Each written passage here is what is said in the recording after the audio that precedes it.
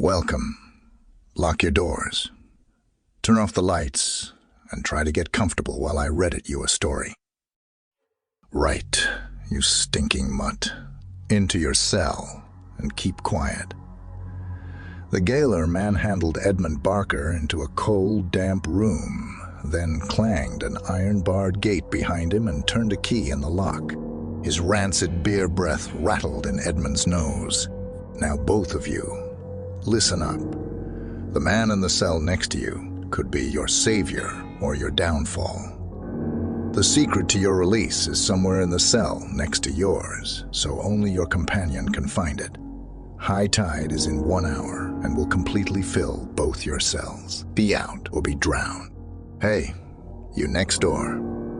Edmund grabbed the cell gate. Come to your bars. Let me shake your hand. My name is Edmund Barker. Reach through and shake my hand.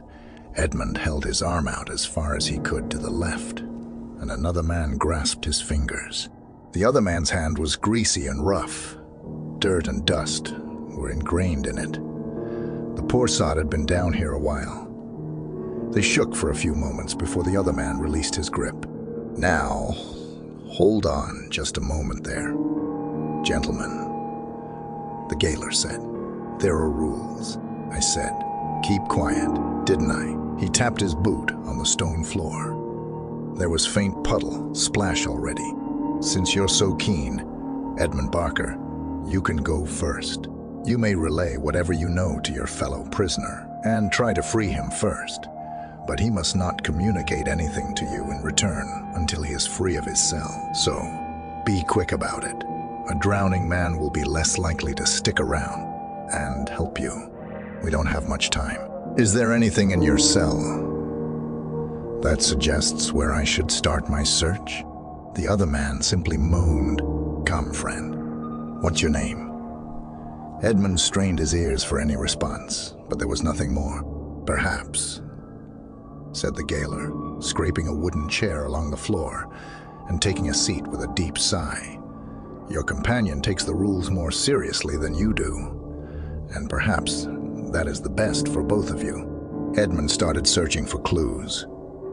He shuffled to the front, right bottom corner of his cell wall, against the bars, sweeping his fingers over the rough stonework. Moving higher and to the left, he felt for any slight indentation or irregularity in the wall. There is nothing here.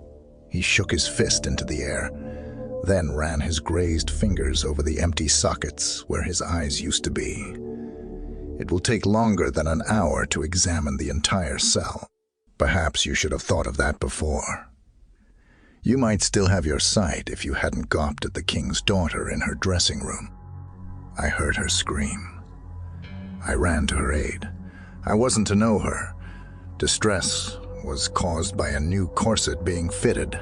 You had no business in that part of the palace, and you have paid the price of being there.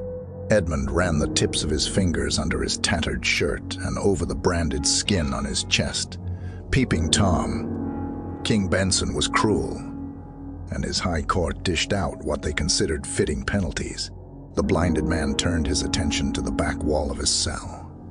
He started in the top left corner, feeling over the stonework as rapidly as he could. There was nothing unusual. What am I missing? Edmund shouted at the guard. What is there here that I would see if I had eyes to see it with? I'm going to set another rule, said the gaoler. You may ask me only 3 questions. You can expect honest answers, but I will not tell you anything which might lead to your immediate release. There must be some element of wit about you in order to escape. You can't keep changing the rules. Edmund fell into a desperate crouch near the ground, quaking on his bare feet. I will do whatever I wish. Now, choose your questions carefully. Edmund reached out a hand to steady himself, placing it firmly on the floor as he rocked forward in despair. His fingers caught a deep groove, as if between 2 flagstones, but when he followed it to its end, some 3 inches later, it did not adjoin another stone. He sat down and felt the groove again in both directions.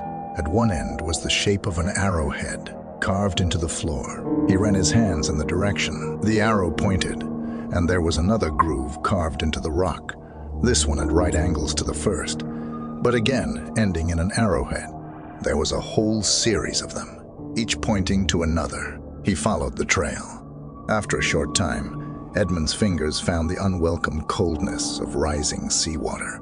The cell is flooding. We don't have long. We must work together. The gaoler cleared his throat. Now, be reminded that your cellmate must not communicate anything to you until you free him from his cell. We will both be drowned. The water was nearly covering Edmund's fingers. The sea continued to rise as Edmund worked, the blood vessels in his feet and hands constricting with the dropping temperature of the water around them. He clenched and flexed his hands as he went, trying to keep them warm. But as the ocean swirled into his cell, it brought freezing air with it, and soon his whole body quivered. By the time Edmund had found the final arrow, the water was deep enough that he had to raise himself up on his knees to breathe every minute or so. Each jagged breath he took, he risked losing the point on the floor he had reached, but each time he managed to find it again. Final arrow pointed to a specific stone in the bottom of the wall, and there were markings on that too. He ran his shaking fingers, sore and scratched from the floor, across the carving, and read out the letters as he went. M-I-R-R-O-R, mirror. The word is mirror. No one here is permitted to answer that question, said the gaoler, his breath catching in his throat as the cold began to affect him too. Friend, if there is a mirror in your cell, look behind it, around it, under it. No, wait, your key will be in my cell, and vice versa. That's how this works. We must find each other's freedom. The water had reached Edmund's knees. You will have to hurry up in there. My boots are soaked through, and I'll not stay much longer, said the gaoler, his voice becoming mist on the air. Mirror. Mirror. What does it mean? Opposite. Edmund took a breath and hurried back down on all fours, shuffling about in the freezing, salty water. He shivered and shook as he counted how many stones there were, from the back wall to the one with the clue. 7. 7. He stood, numbing, water dripping from his ragged clothes, and felt his way to the opposite wall. He held his nose, crouched down again, submerged himself in the bitter saline, and counted 7 bricks in on the lowest level of the wall. He must have felt this stone before, but now he had reason to think there was something special about it. He paid more attention. On the top right corner of the stone, there was a gap in the mortar, big enough to get a fingertip inside. Edmund lifted his head and drew a deeper breath. His whole body juddered with nerves and cold. Then he sank himself back into the seawater to fight for his life, his lungs in shock, his chest contracting. He fought against the panic.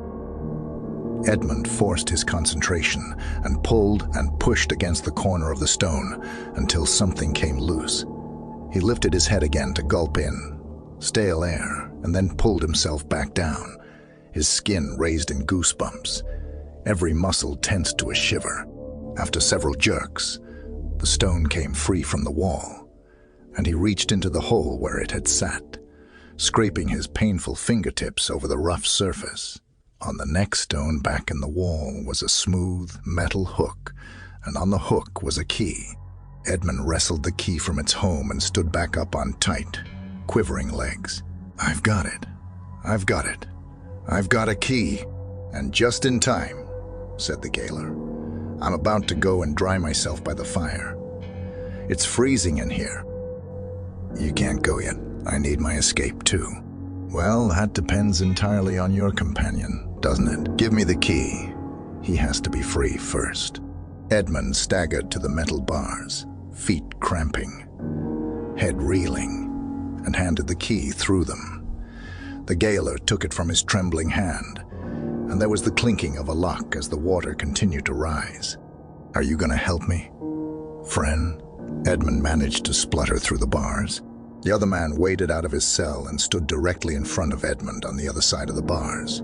He took Edmund's right hand in his left, passing Edmund's bleeding fingers under his saturated shirt and over his branded chest. "Would you like to ask your questions now?" the gaoler asked. "Does he already know how to save me?" Edmund said, the water now past waist deep.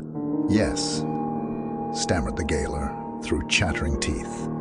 He must simply speak the word carved into the wall in his cell. "Then why does he not do it?" Edmund screamed at the man, pulling his hands back from his chest. "He's trying to tell you that himself," said the gaoler. The other man reached through the bars and took Edmund's hands again, placing them back on his skin. "What was your crime?" Edmund asked as he steadied himself in the water, breathing hard and trying to examine the brand. Traitor. Traitor. A traitor to who? The king. Edmund was dizzy. He didn't know how traitors were treated. "That's right," said the gaoler.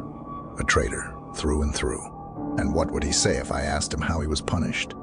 If he could speak, he would have to say, "My lips are sealed." The gaoler paused for a moment and let out a grim laugh. "It's time for us to go, Edmund. You have been unlucky." Edmund screamed and rattled the bars of his cell as the chilling water rushed at chest height around him. He strained his voice and every sinew of his body, raging against the king and against his own torment. There was a moment of warmth in his right hand as the other prisoner gripped it. The man leaned his head against the grasp as if to express horror and sorrow that he could not help. A tiny moment of hope, and then it was gone. "Come on, lad. Up the steps," said the gaoler, pulling the other man away. "You should know by now you can't help them. The others. Your lips are one thing, but that's your true punishment. To be a traitor to your own kind. You'll do it all again, tomorrow night, and the next, until some poor bastard fails to find the key." Edmund collapsed into the swirling water. The last thing he heard were heavy footsteps traipsing away up the steps above him.